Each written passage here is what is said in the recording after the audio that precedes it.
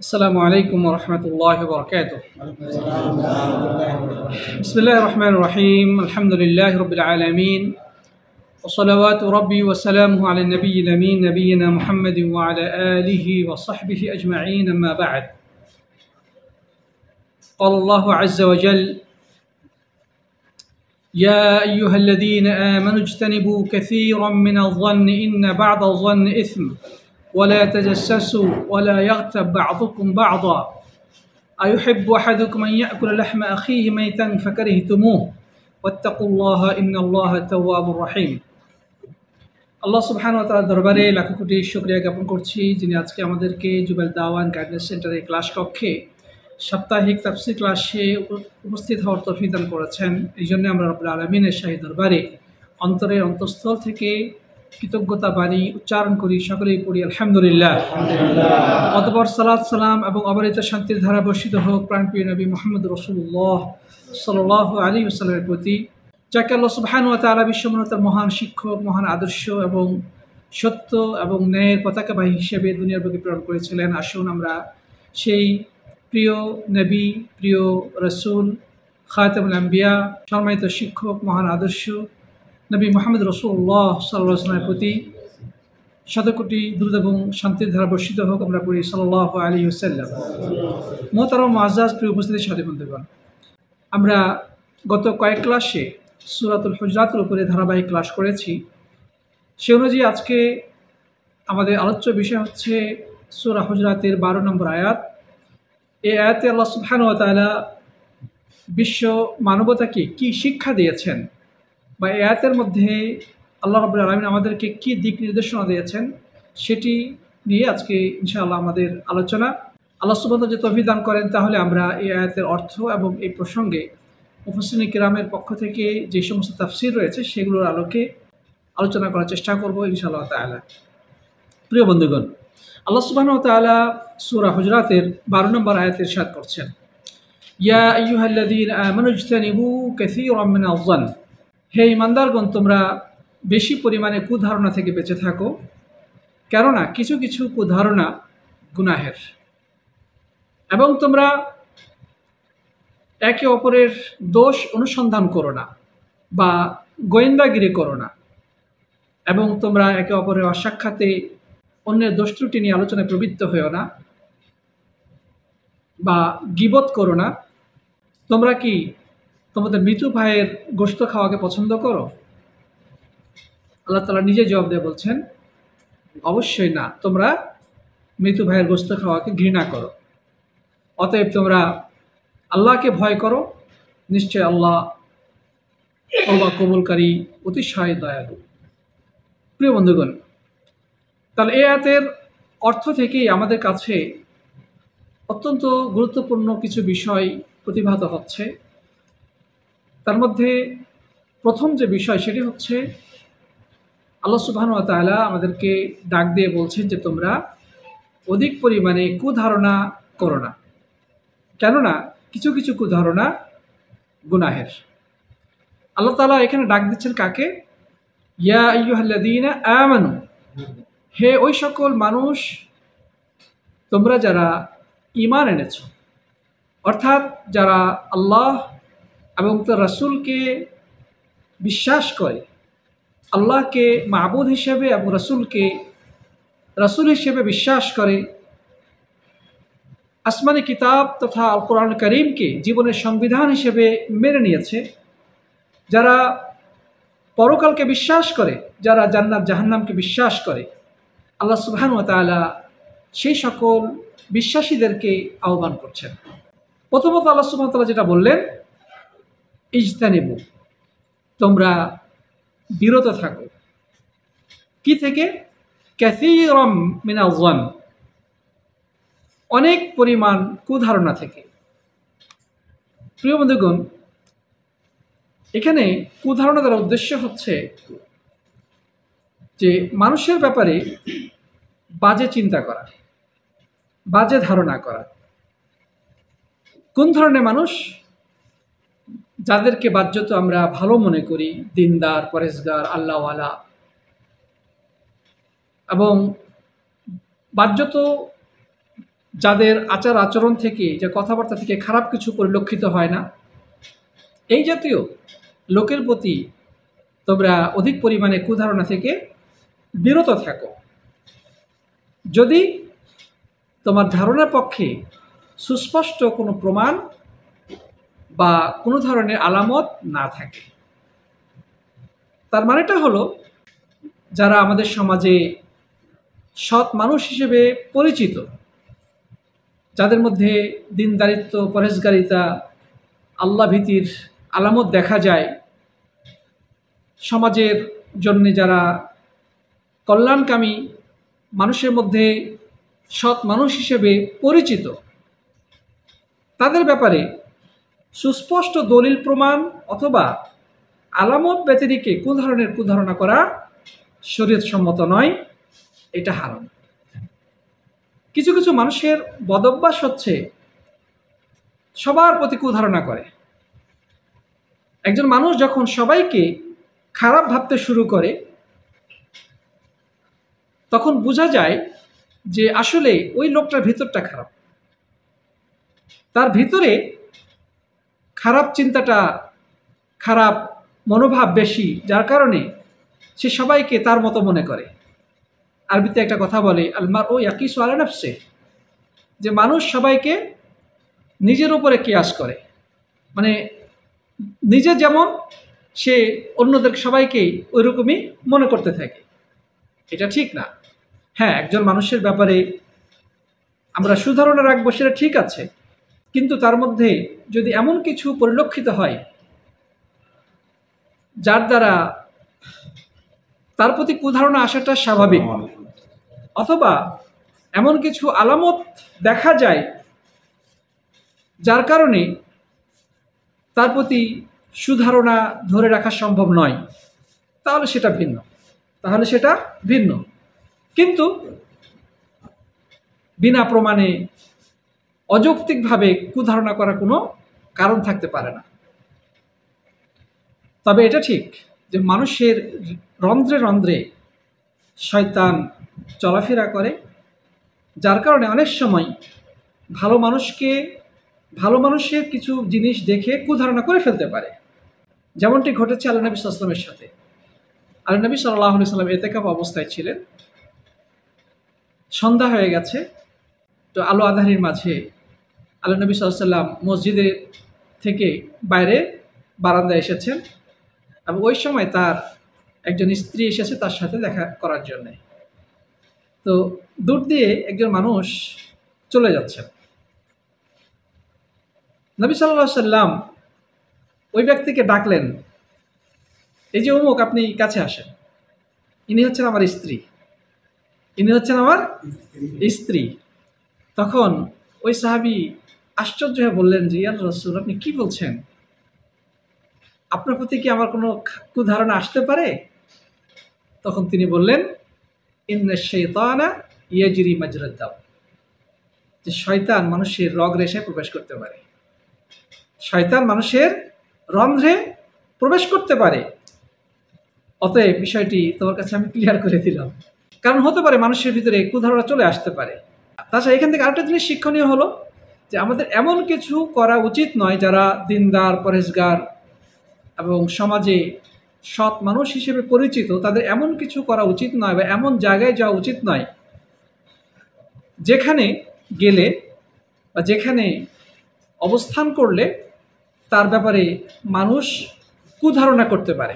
তো যাই হোক প্রিয় বন্ধুগণ, এবং যদি এমন কিছু ঘটে তার উচিত সেটা স্পষ্ট করে দেওয়া। যদি এমন কিছু হয় তাহলে উচিত বিষয়টা অন্যদের কাছে, যারা সন্দেহ করতে পারে বলে আশঙ্কা রয়েছে, তাদের কাছে বিষয়টা ক্লিয়ার করে রাখা, যেন তার অন্তরে শয়তান ওয়াসওয়াসা দিতে না পারে।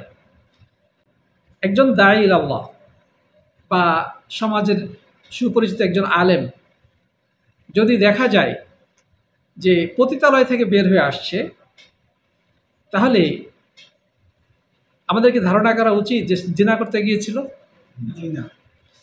এখানে আমাদের সুধারণা রাখা উচিত যে হয়তোবা তাদের কাছে আল্লাহর দ্বীনের দাওয়াত পৌঁছাতে গিয়েছিলেন, অথবা কোনো জরুরি কাজে গিয়েছিলেন। তার প্রতি আমাদের প্রথমত সুধারণা পোষণ করতে হবে। এমনকি আলেমগণ এটাও উদাহরণ দিয়েছেন যে যেই লোকটা কখনো মদ পান করে না, পরেশগার, দিনদার, তার দাড়ি বেয়ে যদি মদ চুঁয়ে পড়ে, তারপরও প্রথমত তার প্রতি কুধারণা রাখা ঠিক হবে না, বরং তাকে ভিন্ন অর্থে চিন্তা করতে হবে। যে হতে পারে তাকে জোর করে কেউ তার মুখে মদ ঢালার চেষ্টা করেছে, যার কারণে তার দাড়িতে মদ লেগে আছে। এটা উদাহরণ হিসেবে বলেছেন আলেমরা। অর্থাৎ যিনি সবসময় ভালো কাজে বা দিনদারি পরেশগারিতার ক্ষেত্রে সমাজে সুপরিচিত, তার মধ্যে খারাপ কোনো কিছু কখনোই দেখা যায়নি, হঠাৎ তার মধ্যে যদি এমন কিছু দেখা যায় যেটা দ্বারা একটু সন্দেহ হওয়ার অবকাশ রয়েছে, সেক্ষেত্রে প্রথমত আমাদের তার প্রতি তৎক্ষণাৎ বাজে ধারণা করা উচিত নয়, বরং যথাসাধ্য চেষ্টা করতে হবে তার প্রতি সুধারণা রাখার। এটি হচ্ছে একজন ইমানদারের কর্তব্য। প্রিয় বন্ধুগণ, যাই হোক, আল্লাহ তাআলা এখানে যেটা বললেন যে কিছু কিছু ধারণা হচ্ছে গুনাহের। আল্লাহ নবী সাল্লাল্লাহু আলাইহি ওয়াসাল্লাম একটি হাদিস মধ্যে বলেছেন, ফাইন্না যান্না আকযাবুল হাদিস, সবচেয়ে মিথ্যা কথা হচ্ছে কুধারণা করা। কুধারণা এটা সৃষ্টি হয় কোথায়? মনের মধ্যে। মনের মধ্যে কুধারণা আসতেই পারে, এটা যদি এসে যায় আমাদের উচিত সেটাকে প্রতিহত করার চেষ্টা করা, অর্থাৎ সেটাকে প্রতিহত করে সুধারণা পোষণ করার চেষ্টা করতে হবে। যদি ওই কুধারণার উপরে প্রতিষ্ঠিত থাকে, অর্থাৎ কুধারণা অব্যাহতভাবে করতেই থাকে, তাহলে সেটার মনের মধ্যে জমা না থেকে এটা বাস্তবে প্রতিফলিত হতে শুরু করবে। মানে মনের বিষয়টা তখন বাস্তবে রূপায়িত হতে শুরু করবে। কীরকম? মনের মধ্যে জমে থাকা এই কুধারণাটা সে মনে জমা না রেখে মুখ দিয়ে অন্যের সামনে সেটা প্রকাশও করতে পারে, অর্থাৎ তার ব্যাপারে সমাজে সে একটা বাজে কথা ছড়িয়ে দিতে পারে, অথবা সে এমন কিছু কাজ করে ফেলতে পারে, এমন কিছু আচরণ করে ফেলতে পারে তার সাথে, যেটা পরিণতি খারাপ। এই জন্য আল্লাহ সুবহানাহু ওয়া তাআলা অঙ্কুরেই আমাদেরকে এ বিষয়ে সতর্ক করে দিয়েছেন যে খবরদার, মনের মধ্যে সৎ, পরেশগার, দিনদার, আল্লাহওয়ালা এবং ইমানদারদের প্রতি কুধারণা পোষণ করবে না। কিছু কিছু কুধারণা গুনাহের। প্রিয় বন্ধুগণ, তবে যে সমস্ত লোকেরা সমাজে খারাপ মানুষ হিসেবে পরিচিত, এই ধরনের ব্যক্তির প্রতি কুধারণা করা দর্শনীয় না, কারণ আদতেই সে খারাপ মানুষ। তার কার্যক্রম, তার কথাবার্তা, এগুলো থেকে তার প্রতি সুধারণা রাখার কোনো সুযোগই নেই, কারণ সে আদতেই খারাপ মানুষ। সুতরাং এই আয়াত ওই সমস্ত ব্যক্তির ক্ষেত্রে প্রযোজ্য নয় যারা সমাজে পাপাচারিতা এবং নানা নোংরা কাজে লিপ্ত, সমাজের কাছে খারাপ মানুষ হিসেবে পরিচিত, এদের ব্যাপারটা এখানে প্রযোজ্য হবে না। প্রিয় বন্ধুগণ, এরপরে আল্লাহ সুবহানাহু ওয়া তাআলা যেটা বললেন, ওয়ালা তাজাসসু, তোমরা গোয়েন্দাগিরি করবে না। গোয়েন্দাগিরি বলতে কি বোঝায়? মানুষের দোষ ত্রুটি অনুসন্ধান করা বা কারো গোপনীয়তা ভঙ্গ করে তার দোষ ত্রুটিগুলো খোঁজা। গোপনে কারো কথা শ্রবণ করা, কারো বাড়িতে উঁকি দিয়ে দেখা, কারো মোবাইল হ্যাক করে বা ফেসবুক, সোশ্যাল মিডিয়া হ্যাক করে তার চ্যাটিং বা তার অ্যাক্টিভিটিস দেখা, এগুলো হচ্ছে গোয়েন্দাগিরি। এগুলো কি? গোয়েন্দাগিরি। আলেমগণ আরেকটা উদাহরণ দিয়েছেন যে কিছু মানুষ আছে ছোট বাচ্চাদেরকে এক্ষেত্রে কাজে লাগায়। ছোট বাচ্চাদেরকে জিজ্ঞাসা করে যে তোমার বাবা কি বলছে, তোমার মা কি বলছে, হ্যাঁ, তোমার বোন কি করে, তোমার ভাই কি করে, মানে ওদের বিষয়গুলো জানার জন্যে ছোট বাচ্চাদের কাছ থেকে তথ্য নেওয়ার চেষ্টা করে। এটাও কিন্তু এক ধরনের গোয়েন্দাগিরি। অনেকে সিসি ক্যামেরা গোপনে মানুষের বাড়িতে অথবা এমন জায়গায় সেট করে রেখে আসে যে সেখানে তার গোপনীয় কার্যক্রমগুলো সে দূর থেকে মনিটর করতে পারে। এটাও কিন্তু গোয়েন্দাগিরির অন্তর্ভুক্ত। এগুলো জায়েজ নেই। আল্লাহ নবী সাল্লাল্লাহু আলাইহি ওয়াসাল্লাম বলেছেন যে কেউ যেন কারো দোষ ত্রুটি গোপনে না অনুসন্ধান করে। কেউ যদি গোপনে কারো দোষ ত্রুটি অনুসন্ধান করে, আল্লাহ তাআলা তার দোষ ত্রুটি অনুসন্ধান করবেন এবং কিয়ামতের দিন কোটি কোটি মানুষের সামনে তাকে লাঞ্ছিত করে ছাড়বেন। পৃথিবীতে এমন কোনো মানুষ আছে যে নিজেকে 100% নিষ্কলুষ পুত পবিত্র দাবি করতে পারবে? সবার মধ্যেই দোষ ত্রুটি আছে, সবার মধ্যেই কিছু গুনার কাজ রয়েছে। তো যেটা আল্লাহ তাআলা গোপন রেখেছেন, তুমি সেটা প্রকাশ করতে যাও কেন? সেটা অনুসন্ধান করতে যাও কেন? তোমার ভিতরে যত পাপ রয়েছে, যত গুনাহ রয়েছে, সেগুলো যদি আল্লাহ তাআলা প্রকাশ করে দেন, তুমি সমাজে মুখ দেখাতে পারবে? তুমি কি পুত পবিত্র, দুধে ধোয়া? প্রিয় বন্ধুগণ, তো প্রত্যেকটি মানুষেরই জীবনে কিছু পাপ, পঙ্কিলতা, গুনাহের কাজ এমন কিছু রয়েছে, সে চায় না কোনো মানুষ সেটা জানুক। এগুলো যদি অনুসন্ধান করা হয়, মানুষের সামনে প্রকাশিত হয়ে যায়, তাহলে সে সমাজে মুখ দেখাতে পারবে না। তাহলে আমাদেরকে এটা উচিত হবে অন্য মানুষের গোপনীয়তা লঙ্ঘন করা, তার প্রাইভেসি নষ্ট করার চেষ্টা করা, এটা কি উচিত? বরং একজন মানুষের আমানতদারি তো এখানেই যে তার গোপনে কোনো পাপ দেখে ফেললে সে তাকে ঢেকে রাখবে। মনে করেন একটা ভালো মানুষ, সে সমাজে সবার কাছে সৎ, দিনদার, আল্লাহওয়ালা মানুষ হিসেবে পরিচিত, কিন্তু কোনো একটা পাপ কাজ করে ফেলেছে, সেটা কেউ দেখেনি, আপনি দেখে ফেলেছেন। এখন আপনার উচিত কি? মানুষের সামনে ওই পাপ কাজটা প্রকাশ করে দিয়ে তাকে সমাজে লাঞ্ছিত করা? এটা উচিত নয়, বরং আপনার কর্তব্য হবে গোপন রাখা। রাসূল করিম সাল্লাল্লাহু আলাইহি ওয়াসাল্লাম বলেছেন, মান সাতারা মুসলিমান সাতারাহুল্লাহু ইয়াওমাল কিয়ামাহ। যে ব্যক্তি কোনো মানুষের দোষ ত্রুটি গোপন রাখলো, কিয়ামতের দিন আল্লাহ তাআলা তার দোষ ত্রুটি গোপন রাখবেন। সুবহানাল্লাহ। আপনি যদি মানুষের দোষ ত্রুটি দেখে গোপন করেন, আল্লাহ তাআলা আপনার দোষ ত্রুটি গোপন করবেন। সুবহানাল্লাহ। আপনি কি চান কিয়ামতের সেই ভয়াবহ প্রান্তরে কোটি কোটি মানুষের সামনে আপনার সেই পাপ কর্মগুলো সবার সামনে প্রকাশ করে দেওয়া হোক? অবশ্যই কেউ চায় না। অতএব আমরা যদি আমাদের দোষ ত্রুটিগুলোকে গোপন রাখতে চাই, আমাদের উচিত মানুষের দোষ ত্রুটিগুলো গোপন রাখা। অনুসন্ধান তো দূরে থাক, যদি দেখেও ফেলি তাহলে উচিত হবে কি করা? গোপন রাখা। এরপরে যদি আপনার দ্বারা সম্ভব হয়, আর কাছে যান, তার পাশে যান, তাকে বলেন, নসিহত করেন, বুঝান, ভাই এই কাজটা আমি দেখেছি, এটা খারাপ, আপনি এটা করিয়েন না। এর দ্বারা সে নিজেকে সংশোধনের সুযোগ পেল। আর যদি সমাজে তার দোষ ত্রুটিগুলো প্রকাশ করে দেন, তাহলে সে লাঞ্ছিত, অপমানিত, অপদস্থ হয়ে গেল, সে মানুষের সামনে মুখ দেখাতে পারবে না। দুর্ভাগ্য সত্য, আমাদের সমাজে এই সুন্দর ইসলামিক নীতি বা ইসলামিক আদর্শ চর্চা করার এই চরিত্রটা নাই বললেই চলে।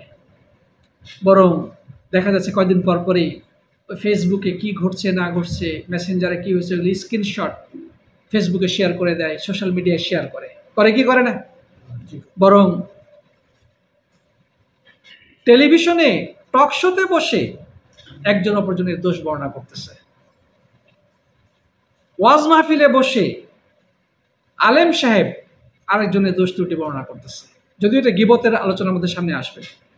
প্রিয় বন্ধুগণ, তো এভাবে করে আল্লাহ সুবহানাহু ওয়া তাআলা দেওয়া এই সমস্ত দিক নির্দেশনাগুলো আমাদের সমাজে চর্চার অভাবে সমাজের মধ্যে বিশৃঙ্খলা, মারামারি, কাটাকাটি, মানুষের প্রতি সম্মানবোধ এগুলো উঠে গেছে বললেই চলে। পারস্পরিক সম্মান, শ্রদ্ধাবোধ, ভালোবাসা, আন্তরিকতা এগুলো একেবারে কমে গেছে। মানুষ মানুষকে আর বিশ্বাস করতে পারে না।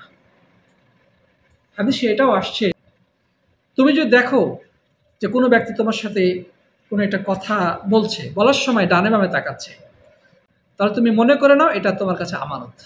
কারণ সে চাচ্ছে না তার এই কথাটা অন্য কোনো মানুষের কানে যায়, যার কারণে সে ডানে বামে তাকাচ্ছে যে কেউ শুনে ফেললো কিনা। আর সে যদি আপনাকে বলে যে ভাই একটা গোপন কথা আপনাকে বলি, আপনি কাউকে বলবেন না, তাহলে এটা তো আপনার জন্য এই আমানত রক্ষা করা ওয়াজিব হয়ে গেল। আপনার জন্য জায়েজ নেই তার এই কথাটা অন্যের সামনে প্রকাশ করা। কিন্তু আমাদের সমাজে কিগুলো হয়, বরং আপনি যাকে বিশ্বাস করে একটা গোপন কথা বললেন, সে কিন্তু আরেকজনকে ঠিকই বলে আসে যে ভাই আপনাকে আমার একটা কথা বলবো, আপনি কাউকে বললেন না। অর্থাৎ আরেকজনের গোপন কথা সে আরেকজনের কাছে প্রকাশ করে দেয়, তাকে আবার বলে দেয় যে আপনি আর কাউকে বলিয়েন না, সে আবার আরেকজনকে বলে দেয়। এইভাবেই গোপন আর গোপন থাকে না, সেটা তখন সবার জানাজানি হয়ে যায়। এগুলো হচ্ছে আমানতের খেয়ানত। এই জন্য হাদিসে আসছে, কেউ যদি কারো বাড়ির জানালার ফাঁক দিয়ে, দরজার ফাঁক দিয়ে বা যে কোনো একটা ছিদ্র দিয়ে কারো ঘরের ভিতরে অবস্থা জানার চেষ্টা করে, আর ভিতর থেকে ওই ব্যক্তি যদি বুঝতে পারে যে কেউ চোখ লাগিয়ে দেখছে, আর সে ভিতর থেকে যদি একটা লোহা নিয়ে ওর চোখ দুটো ছিদ্র করে দেয়, তো ইসলামী আদালতে এর কোনো বিচার হবে না, অর্থাৎ এর কোনো শাস্তি হবে না, সে সঠিক কাজ করেছে। ব্যাপারটা বোঝা গেছে? কেননা অন্যায়কারী এখানে যে গোপনে অন্যের ঘরের ভিতরের অবস্থা জানার চেষ্টা করেছিল, সেই হচ্ছে অপরাধী। বিষয়গুলো আমাদেরকে বুঝতে হবে। খবরদার, মানুষের প্রাইভেসি বা গোপনীয়তা লঙ্ঘন করার কোনো অবকাশ ইসলামে নেই। তবে একটা বিষয় হচ্ছে যে গোয়েন্দাগিরি করা জায়েজ নেই, তবে রাষ্ট্র যদি গোয়েন্দাগিরি করতে চায় বা গোয়েন্দা বিভাগে যারা কাজ করছে, সেটা কি হারাম? খারাপ জিনিস। রাষ্ট্র গোয়েন্দা বিভাগ রেখেছে এই জন্যে, যারা সমাজের মধ্যে যারা বিশৃঙ্খলা সৃষ্টি করতে চায় বা সমাজে ধ্বংসাত্মক কার্যক্রম করতে চায় বা নানা ধরনের অপরাধমূলক কার্যক্রম করে, তাদেরকে খুঁজে বের করার জন্য। এটা দোষণীয় নয়, এটা জায়েজ আছে। এটা বৃহত্তর স্বার্থে মানে পুরো জাতির স্বার্থে যদি গোয়েন্দা নিয়োগ করা হয়, যে কিছু সংখ্যক মানুষ হয়তো বা গোপনে কোথাও বোম্বিং করার প্ল্যান করতেছে, বিল্ডিং ধ্বংস করে বিল্ডিং উড়িয়ে দেবে, অথবা কোথাও আক্রমণ পরিচালনা করবে, অথবা কোথাও ডাকাতি করবে, তো সরকার নানা কৌশলে গোয়েন্দা ফিট করে রেখেছে। হয়তোবা ওই গোয়েন্দা ডাকাত দলের সাথে নিজেও ডাকাত সে থাকে এবং তাদের তথ্যগুলো সংগ্রহ করে প্রশাসনকে দেয়। এটা বৃহত্তর বা জনস্বার্থে এটা জায়েজ আছে, এতে দোষের কিছু না, বরং এটা খুবই গুরুত্বপূর্ণ। হ্যাঁ, তারপর ব্যক্তিগতভাবেও এটা হতে পারে। ব্যক্তিগতভাবে এমনটি হতে পারে যদি কারো ব্যাপারে জানা যায় যে সে লোকটা আসলে অপরাধী, বা তার আলামত বা কার্যক্রম থেকে বোঝা যাচ্ছে যে সে একটা অপরাধ করার প্ল্যান করতেছে। এই জায়গা থেকে আপনি যদি গোপনে তার ব্যাপারে তথ্য সংগ্রহ করে ঊর্ধ্বতন কর্তৃপক্ষকে দেন, এটা দোষণীয় না, এটা জায়েজ আছে। তার মানে সাধারণভাবে একজন মানুষ আরেকজন মানুষের পিছনে লেগে থাকবে না, সে গোপনে কার সাথে কথা বলছে, কোথায় যাচ্ছে, ঘরের দরজা বন্ধ করে কি করে, এগুলা অনুসন্ধান করা জায়েজ নেই। তবে বৃহত্তর স্বার্থে যদি হয় তাহলে সেটা ভিন্ন কথা। প্রিয় বন্ধুগণ, সর্বশেষ যে পয়েন্ট সেটা বলে শেষ করতে চাই, সেটা হচ্ছে আল্লাহ সুবহানাহু ওয়া তাআলা বলেছেন, ওয়ালা ইয়াগতাব বা'দুকুম বা'দা, যে সাবধান, তোমরা একে অপরের গীবত করবে না। আল্লাহ নবী সাল্লাল্লাহু আলাইহি ওয়াসাল্লাম সাহাবীদেরকে প্রশ্ন করলেন, আতাদরুনা মাল গীবাহ, গীবত কাকে বলে তোমরা কি জানো? ক্বালু আল্লাহু ওয়া রাসূলুহু আ'লাম, সাহাবাগণ বললেন আল্লাহ এবং তার রাসূল ভালো জানেন। এরপরে তিনি বললেন যে গীবত বলা হয় তুমি তোমার ভাইয়ের এমন দোষটি নিয়ে আলোচনা করবে যেটা শুনলে সে কষ্ট পাবে, বা যেটা সে আসলে অপছন্দ করবে যে তার দোষটা কেউ জানুক বা তার দোষটা নিয়ে আলোচনা করা হোক, সেটা চাইবে না, অপছন্দ করবে, তাহলে সেটার নামই হচ্ছে কি? গীবত। সাহাবাগণ বললেন, হে আল্লাহ রাসূল, যেই দোষটা নিয়ে আলোচনা করা হবে সেই দোষ যদি আদতে তার মধ্যে থাকে, মানে এই দোষটা আসলে তার মধ্যে আছে, সেটা নিয়েও কি তার অসাক্ষাৎ আলোচনা করা যাবে না? তিনি বললেন যে তার মধ্যে যদি সত্যিকার অর্থেই দোষটা থাকে তবেই সেটা গীবত, পরচর্চা। আর যদি ওই লোকের মধ্যে দোষ না থাকে, সে নির্দোষ, তারপরেও যদি তার ব্যাপারে বানিয়ে বানিয়ে দোষ চর্চা করো বা পরচর্চা করো, তাহলে এটা গীবতের থেকে আরো বড় অপরাধ। ওটা তো ছিল গীবত, পরচর্চা, কিন্তু দোষ নাই, নির্দোষ ব্যক্তি, তারপরও তার ব্যাপারে তুমি দোষ নিয়ে আলোচনা করছো, এটা তার থেকে বড় অপরাধ। সেটা হচ্ছে তহমত, বা যেটাকে বলা হয় অপবাদ, মিথ্যা অপবাদ। তাহলে গীবত হচ্ছে পরচর্চা, তার মধ্যে আসলে দোষটা আছে, ওই দোষটা নিয়ে যখন তার অসাক্ষাৎ আলোচনা করবেন, এটাকে কি বলা হয়? গীবত বলা হয়। আর যদি তার মধ্যে কোনো দোষ না থাকে, তারপরও বানিয়ে বানিয়ে তার দোষ নিয়ে আলোচনা করা হয়, এটা হচ্ছে মিথ্যা অপবাদ, যেটা গীবতের থেকেও বেশি বড় অপরাধ। প্রিয় বন্ধুগণ, আল্লাহ সুবহানাহু ওয়া তাআলা আমাদেরকে বিষয়টি বোঝানোর জন্য চমৎকার উদাহরণ দিয়েছেন। আল্লাহ তাআলা বলছেন, আইয়ুহিব্বু আহাদুকুম আইয়াকুলা লাহমা আখিহি মাইতান ফাকারিহতুমুহু, যে তোমাদের মধ্যে কেমন কেউ কি আছে, বা তোমরা কি চাও যে একটা তোমার ভাই মারা গেছে, ওই মরা ভাইয়ের গোশত তোমরা খাবে? তোমরা কি এটা চাও? তোমাদের এমন কেউ কি আছে যেটা পছন্দ করে যে সে তার মরা ভাইয়ের গোশত খাবে? ফাকারিহতুমু, আল্লাহ তাআলা নিজের জবাবে বলছেন, না, এটা তোমরা চাও না, অবশ্যই তোমরা এটা অপছন্দ করো। তার মানেটা হলো যে একজন মানুষের জীবদ্দশার সাথে তার দোষ ত্রুটি নিয়ে তার অসাক্ষাতে আলোচনা করা, সমালোচনা করা, এটা ঠিক তেমন হারাম, এটা ঠিক তেমন অন্যায়, যেভাবে ওই ভাইটা যদি মারা যায় তাহলে ওই মরা ভাইয়ের গোশত খাওয়া যেমনটা হারাম। মৃত ব্যক্তির গোশত খাওয়া যেভাবে মানুষের কাছে অত্যন্ত ঘৃণিত, ঠিক তদ্রূপভাবে একজন মানুষের অসাক্ষাতে তার দোষ ত্রুটি নিয়ে আলোচনা, পর্যালোচনা, সমালোচনা করা তেমনই ঘৃণিত। প্রিয় বন্ধুগণ, তার মানে গীবত করা হচ্ছে মৃত মানুষের গোশত খাওয়া সমতুল্য। বিষয়টা খুবই ভয়ানক। আমাদের সমাজের অবস্থা হচ্ছে, যেখানে 2-4-5 জন মানুষ বসে, সেখানেই শুরু হয়ে গেল অমুকের দোষ, তমুকের দোষ, অমুকের বউটা এরকম, অমুকের বাপ এরকম, অমুকের মা এরকম, অমুকের পরিবারটা এত খারাপ, অমুক এটা করেছে, ওটা করেছে। আলোচনা হয় কি না? বরং এগুলো না হলে আমাদের মজমাগুলো জমে না, আমাদের বৈঠক মিটিংগুলো জমে না। পুরুষরা 4 স্টলে বসে যেভাবে অন্যের দোষ চর্চা করে, 10 জন মহিলা যদি কোথাও বসে বা 2-3 জন মহিলা যদি বসে, তাহলে এলাকার যত মানুষের সাথে ওদের পরিচয় আছে, কারো দোষ গোপন থাকে না, সব সেখানে ফাঁস হয়ে যায়। তো পুরুষ এবং নারী উভয় এই অপরাধী। প্রিয় বন্ধুগণ, এটা হচ্ছে মৃত মানুষের গোশত খাওয়ার সমতুল্য। আচ্ছা ভাই, গীবত করলে ভালোবাসা বাড়ে নাকি কমে? যে লোকটা গীবত করা হলো, ওই লোকটার প্রতি কুধারণা তৈরি হবে কিনা? নিঃসন্দেহে কুধারণা তৈরি হবে, এবং ওই লোকটাকে দেখলে তখন ওই তার ব্যাপারে যে কথাগুলো বলা হয়েছে সেগুলো মনে চলে আসবে। প্রিয় বন্ধুগণ, মনে রাখবেন, কোনো ব্যক্তি যদি আপনার কাছে বসে অন্যের দোষ ত্রুটি আলোচনা করে, তাহলে আপনাকে সতর্ক হতে হবে যে সে আপনার পাশে বসে আপনার দোষ ত্রুটিগুলো সে জানবে, শুনবে, এবং ঠিকই সে অন্যের কাছে এই দোষ ত্রুটিগুলোর আলোচনা করবে। যে অন্যের দোষ ত্রুটি আপনার কাছে বলতে পারে, সে আপনার দোষ ত্রুটি অন্যের কাছে বলতে পারে। অতএব বি কেয়ারফুল, এই জাতীয় লোককে আশ্রয় দেবেন না। কেউ যদি গীবত করতে আসে, তার মুখে ছাই মেরে দেবেন, বলবেন, ভাই, যার দোষ আপনি দয়া করে তাকে বলেন, আমাকে বলে কোনো লাভ নেই। তাকে যে বলেন, আপনি কিছু বলছেন না, চুপচাপ করে শুনছেন, আপনিও কিন্তু অপরাধী। আচ্ছা, বলছে বলুক, এটা শুনলেও সমস্যা কোথায়? না, এটা আপনিও অপরাধ, তাকে বাধা দিবেন আপনি, যদি সম্ভব হয় বরং প্রশংসা করবেন।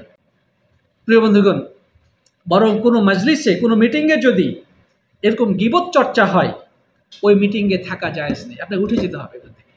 যদি আপনি ওই মিটিংয়ে বসে থাকেন এবং ওই পরচর্চা গীবত শুনতে থাকেন, তাহলে আপনিও অপরাধীদের মধ্যে গণ্য হয়ে যাবেন। আল্লাহ সুবহানাহু ওয়া তাআলা এরপরে বলছেন, ওয়াত্তাকুল্লাহ, তোমরা আল্লাহকে ভয় করো, ইন্নাল্লাহা তাওয়াবুর রহিম, নিশ্চয় আল্লাহ তওবা কবুলকারী এবং দয়ালু। অর্থাৎ তোমরা গোপনে কার সাথে কি কথা বলো, কার ব্যাপারে কি ধারণা করো, কার ব্যাপারে গোয়েন্দাগিরি করো, কার দোষ খুঁজে বের করো, এগুলো সম্পর্কে আল্লাহ সুবহানাহু ওয়া তাআলা জানেন কি জানেন না? অতএব আল্লাহকে ভয় করো। তিনি তোমার সমস্ত অ্যাক্টিভিটিস, কার্যক্রম, কথাবার্তা সাত আসমান থেকে শুনছেন। এবং যদি তোমার দ্বারা এটা ঘটেই যায় তাহলে তওবা করে নাও। মনে রাখবে আল্লাহ রাব্বুল আলামিন তওবা কবুলকারী, তিনি দয়ালু। কারণ মানুষ মাত্রই ভুল হয়। যে তওবা করে আল্লাহ সুবহানাহু ওয়া তাআলা তওবা কি করেন? কবুল করেন। মানুষ মাত্রই কেউ ভুলের ঊর্ধ্বে নয়। আল্লাহ নবী সাল্লাল্লাহু আলাইহি ওয়াসাল্লাম বলেছেন, কুল্লু বনি আদম খাত্তা ওয়া খায়রুল খাত্তাইনা তাওয়াবুন, যে প্রত্যেকটি বনি আদম হচ্ছে ভুলকারী, পাপকারী। সবার মধ্যেই ভুল ত্রুটি আছে, পাপ রয়েছে। তো সর্বোত্তম ব্যক্তি সেই যে আল্লাহর কাছে ক্ষমা চেয়ে নেয়, তওবা করে, হে আল্লাহ আমি ভুল করে ফেলেছি, তুমি আমাকে মাফ করে দাও। আল্লাহ রাব্বুল আলামিন দয়ালু, তিনি ক্ষমা করে দেবেন। এখন কথা হচ্ছে যে একজন মানুষের আপনি গীবত করে ফেলেছেন, অজ্ঞতাবশত আপনি গীবত করে ফেলেছেন, কারো দোষ ত্রুটি আলোচনা করেছেন, আপনি কি করবেন? এখন কি আপনার উচিত হবে ওই লোকটাকে গিয়ে বলা যে ভাই আপনার গীবত করেছি, আপনি আমাকে মাফ করে দেন? এখানে বিষয়টা বুঝতে হবে। যদি সে না জানে, অর্থাৎ সে জানতে পারে নাই যে আপনি তার গীবত করেছেন, কারো সামনে তার দোষ ত্রুটি আলোচনা করেছে, সে জানতে পারে নাই, তা আপনার এটা উচিত হবে তার কাছে গিয়ে বলা যে ভাই আপনার দোষ নিয়ে আলোচনা করছিলাম, আপনি আমাকে মাফ করে দিন। কারণ এতক্ষণ পর্যন্ত আপনার প্রতি তার সুধারণা ছিল, এখন আপনি যখন বলতে যাবেন হয়তো বা আপনার প্রতি তার কুধারণা তৈরি হবে এবং আপনার সাথে সত্যতা সৃষ্টি হতে পারে, ঝগড়াঝাটি নতুনভাবে সৃষ্টি হতে পারে। তবে যদি জেনে ফেলে তখন তার কাছ থেকে ক্ষমা চেয়ে নেবেন, এবং এর কাফারা হচ্ছে ওই লোকটার ব্যাপারে কোথাও যদি সমালোচনা হয় বা ওর দোষ ত্রুটি নিয়ে আলোচনা হয়, আপনি সেই জায়গাতে মানুষকে বাধা দেওয়ার চেষ্টা করবেন, তার দোষ ত্রুটি নিয়ে আপনি আলোচনা করার সুযোগ দেবেন না, তার পক্ষে থেকে আপনি মানুষকে জবাব দেবেন। এটাই হলো আপনার গীবতের কাফারা। আল্লাহ তাআলা আমাদের সবাইকে তৌফিক দান করুন। প্রথমত যথাসম্ভব কুধারণা থেকে বাঁচতে হবে, স্পষ্ট দলিল প্রমাণ বা আলামত ব্যতিরেকে। 2 নম্বর হচ্ছে মানুষের দোষ ত্রুটি গোপনে অনুসন্ধান করা থেকে বিরত থাকতে হবে, যেটাকে বলা হয় গোয়েন্দাগিরি। বৃহত্তর স্বার্থ ছাড়া ব্যক্তিগত বিষয়ে গোয়েন্দাগিরি করা হারাম। 3 নম্বর হচ্ছে মানুষের অসাক্ষাতে তার দোষ ত্রুটি নিয়ে সমালোচনা করা, এটা অনেক বড় গুনাহ, এটি মৃত ভাইয়ের গোশত খাওয়ার সমতুল্য। আর এই 3টি অপরাধ সবগুলোই কাবিরা গুনাহ। আল্লাহ তাআলা আমাদের সবাইকে এই গুনাহগুলো থেকে মুক্ত থাকার তৌফিক দান করুন। যে সমাজে এই খারাপ বৈশিষ্ট্যগুলো থাকবে সেই সমাজের মধ্যে দ্বন্দ্ব, সংঘর্ষ, পারস্পরিক শ্রদ্ধাবোধ, ভালোবাসা, ভ্রাতৃত্ববোধ থাকবে না, বরং এগুলো ক্যান্সারের মতো। যে সমাজের মধ্যে এগুলো ঢুকবে ওই সমাজটা আস্তে আস্তে ভেঙে চলে তছনছ হয়ে যাবে, মানুষের মধ্যে শান্তি শৃঙ্খলা বিনষ্ট হবে, আর মধ্যে কোনো সন্দেহ নেই। আল্লাহ তাআলা সবাইকে হেফাজত করুন, আল্লাহুম্মা আমিন। জাযাকুমুল্লাহু খাইরান। হাদা সাল্লাল্লাহু আলা নবিয়িনা মুহাম্মদ ওয়া আলা আলিহি ওয়া সাহবিহি আজমাইন। আসসালামু আলাইকুম ওয়া রাহমাতুল্লাহি ওয়া বারাকাতুহু।